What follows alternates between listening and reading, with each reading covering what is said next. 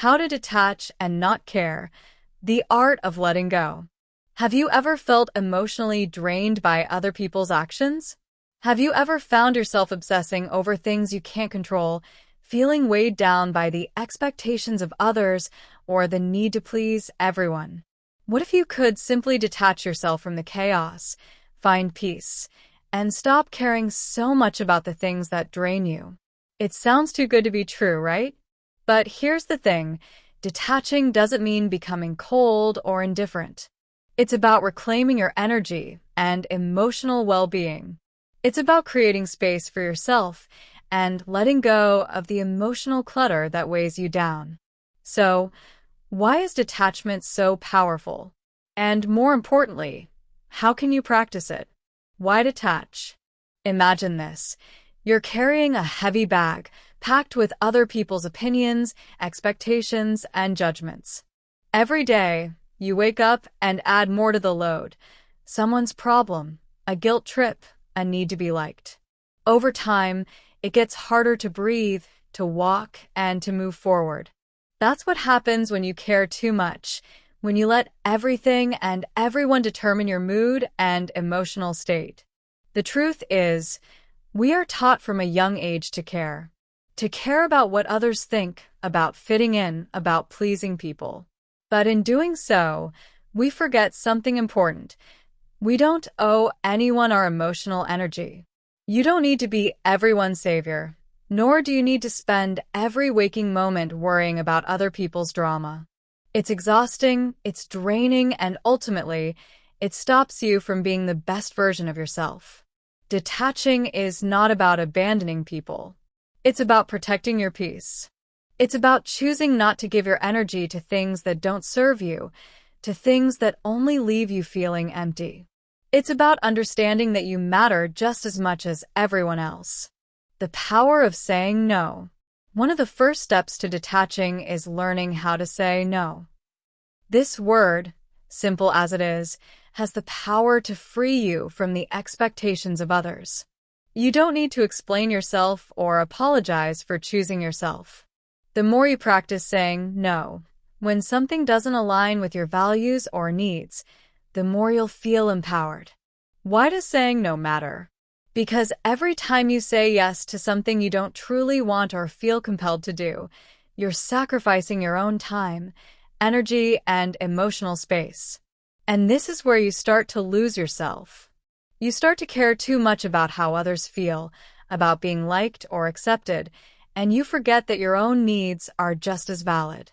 But saying no is more than just turning down invitations or requests. It's a declaration of self-respect. It's you drawing the line, protecting your boundaries, and asserting your right to prioritize your peace. And the more you do it, the less you'll feel guilty or anxious about it. No becomes a tool for self-preservation, not a source of shame. Understanding emotional independence. Let's get something straight. Detachment doesn't mean you stop caring about others. It simply means you stop allowing their actions, opinions, or behavior to dictate how you feel. Emotional independence is the key. It's about learning to respond instead of reacting, about standing firm in who you are, regardless of how others behave or what they expect from you. When you're emotionally independent, you stop relying on external validation to feel good about yourself. Your worth doesn't fluctuate with someone's approval or disapproval. You start to understand that you are the only person who can determine how you feel. No one else has the power to make you feel inferior unless you allow it. But how do you achieve emotional independence? It starts with self-awareness. Begin by recognizing when and where you're giving your power away. Are you constantly seeking validation from others? Do you let their criticism affect your mood or self-esteem? Do you often feel drained after interacting with certain people? Once you identify these patterns, you can begin to detach your emotions from these external influences. It's about responding with clarity and confidence instead of being swept up in emotional reactions. It's about making conscious choices that honor your feelings and needs without feeling the need to please or justify yourself. The art of letting go. Let's be real for a moment. Letting go is hard. It's one of the most difficult things you'll ever have to do, especially when it comes to relationships, expectations, or past hurts. But here's the thing, holding on only keeps you tied to the very things that are preventing your growth. It keeps you anchored in the past, in resentment, in anxiety, and in situations that no longer serve you. Detaching is about letting go of the need to control everything around you. It's about acknowledging that you can't change other people's actions, thoughts, or feelings. You can't control the way someone treats you or how they behave. But you can control how you respond, how much energy you give to the situation, and how much power you allow others to have over your emotional state. Start by acknowledging the things that are beyond your control. Is it someone's toxic behavior? A past regret? A missed opportunity? Recognize that you can't undo what's been done. What you can do, however, is release the grip you have on these situations and free yourself from the burden of carrying them around. Letting go also means forgiving, not just others, but yourself. It's about accepting that we all make mistakes, we all fall short, and we all experience pain. But you don't have to let those experiences define you. You can choose to let go of the past and move forward, lighter and more focused on your own peace. Practicing detachment without losing connection. It's important to remember that detachment isn't about isolating yourself or cutting off meaningful relationships. In fact, healthy detachment can strengthen your relationships. Why? Because when you're emotionally detached, you can show up as your authentic self without needing validation or approval from others. You're no longer looking to others to fill your emotional void. You're already whole.